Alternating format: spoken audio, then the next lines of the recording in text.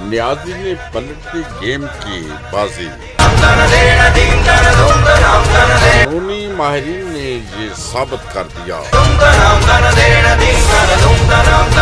एक मरतबा फिर खोदा पहाड़ और निकला चूहा, और वो चूहा भी बल्कि चूही निकली और मरी हुई।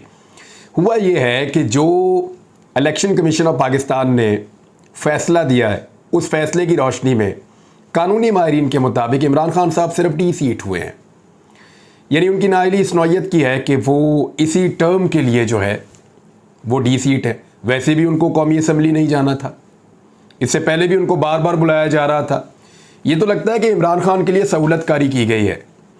सहूलत का जो है वो इम्पोर्टेड हुकूमत के हैं, लेकिन जब भी कभी कोई सहूलतकारी मज़ीद की जाती है वो उल्टी इम्पोर्टेड हुकूमत के ख़िलाफ़ चली जाती है। जुम्मे वाले दिन आने वाले फ़ैसले वैसे भी PMLN के हक़ में नहीं जाते, सारा कुछ मुस्लिम लीग नून के ख़िलाफ़ जा रहा है। लेकिन जो अहम चीज़ है इस सारे सिनेरियो में वो ये है कि क्या इमरान खान साहब नाअहल हो गए? तो इसका सादा जवाब है कि नहीं। वो ये है कि क्या इमरान खान अगला इलेक्शन लड़ पाएंगे? इसका सादा जवाब है कि जी बिल्कुल लड़ पाएंगे। सादा सवाल ये है कि क्या इमरान खान साहब आइंदा पाकिस्तान के वज़ीर आज़म बन पाएंगे? सादा जवाब है जी कानूनी और आइनी तौर पे तो बन सकते हैं।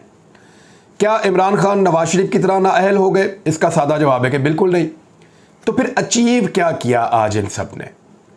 सिर्फ एक ऑप्टिक, सिर्फ एक नज़र का धोखा है कि इमरान खान भी नाअहल हो गए और एक सर्टिफाइड चोर साबित हो गए हैं। नज़र का एक धोखा है और कुछ भी नहीं है।